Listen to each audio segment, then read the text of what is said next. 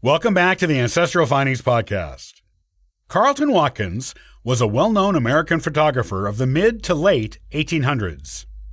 Carleton is most famous for his use of mammoth plate photography in photographing Yosemite, as well as the giant sequoia trees of California. Let's learn more about this talented man and the interesting and innovative photographic technique that he is best known for using.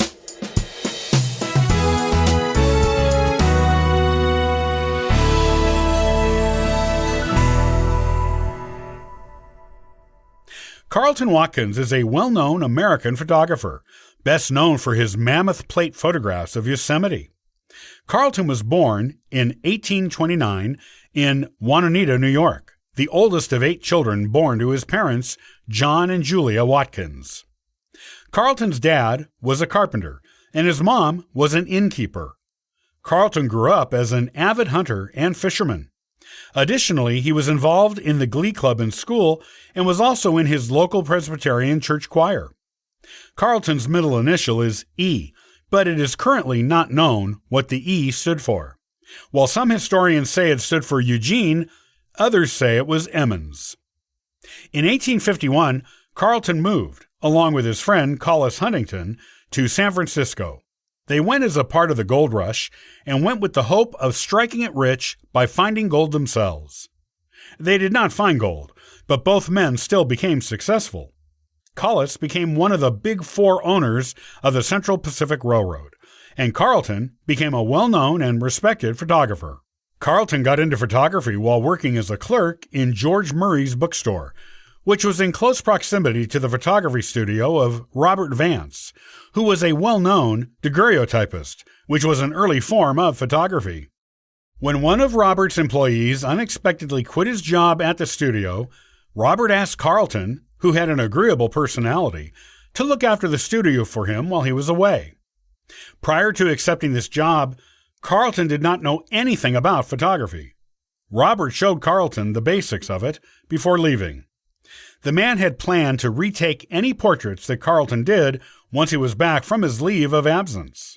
Upon his return, however, he discovered that Carleton took quite naturally to photography and, in fact, excelled at it. Robert's customers were pleased with Carleton's work, so Robert did not have to retake any portraits. In 1858, Carleton decided to open his own photography business. He was hired for many commissions right off the bat, such as Illustrated California magazine and documenting the mining estate of John and Jesse Fremont in Mariposa. On one project at the Almaden Quicksilver mines, Carleton made daguerreotype stereo view photographs, which were 2 images that were nearly identical to each other that were viewed through a stereoscope to create an illusion of depth. These photographs were used in a famous court case that got a lot of nationwide attention. This assisted in building his excellent reputation as a photographer. In July of 1861, Carleton went to Yosemite, bringing his mammoth plate camera and his stereoscopic camera with him. This was the decision that changed his career and put him on the map of historically important and influential photographers.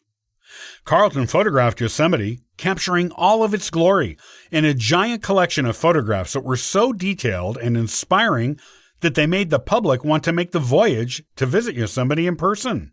Carleton's photographs truly put Yosemite into the public imagination for the first time. In fact, these photographs were instrumental in Yosemite being made a national park. One of the mountains in Yosemite is actually named Mount Watkins, after Carleton, in appreciation of his contribution to the U.S. government preserving and conserving this land as a national park. When Carleton was done photographing Yosemite, he had 30 mammoth plate photographs and 100 stereo view negatives. These were some of the very first photographs of Yosemite that had been seen by people outside of the American West. The eastern United States in particular had not seen Yosemite in photograph form at that time. Carleton did this photographic project for the California State Geological Survey. While the stereoscopic camera gave the photographs more depth than other types of photography, the mammoth plates allowed the photographs to have more detail. This type of photography using mammoth plates of which Carleton is one of only a small handful of people who are famous for using it, was done using a large photographic plate. There was no official sizing chart for these plates, but they typically ranged from 18 by 21 inches, but could be as small as 15 by 18 inches, and as large as 22 by 25 inches. The plates produced glass negatives. Before photographic enlargers were invented, photographers like Carleton used Mammoth plates to make large prints that were exactly the same size as the negative from which they were developed. Carleton used the Mammoth plate photographic technology to photograph giant sequoia trees. The Mammoth plates also allowed him to capture images of the entire tree, which other photographic techniques could not do at that time. Thus, Carleton became the first person to photograph the entire sequoia tree. This created a huge public interest in people going to California to see the trees in person for themselves. Carleton met his wife while taking photographs in Virginia City, Nevada. The woman's name was Frances Sneed, and she and Carleton were married in 1879, on Carleton's 50th birthday. They would have 2 children together, a daughter named Julia and a son named Collis, named after Carleton's childhood friend who traveled out west with him nearly 3 decades prior. Though he gained a significant degree of national fame for his photographs, Carleton suffered a string of personal setbacks after his marriage. In the 1890s, he began to experience trouble seeing clearly. This left him unable to complete his last commission, which was from Phoebe Hart, to photograph her Hacienda del Pozo de Verona house. As he wasn't getting work anymore because of his disability, he was not able to pay rent on the family's home. Because of this, Carleton, his wife, and their children lived in an abandoned railroad car for about a year and a half in the mid-1890s.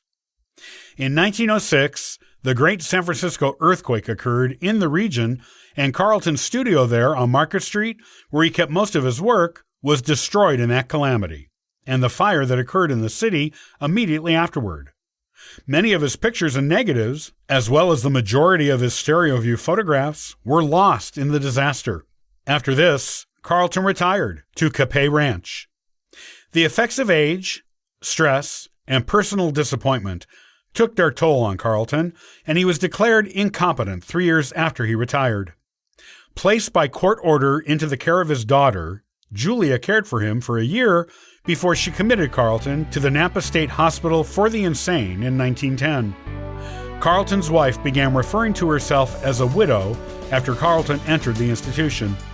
It was there, at the mental institution, that Carleton crossed to the other side in 1916. He was buried in an unmarked grave on the institution grounds.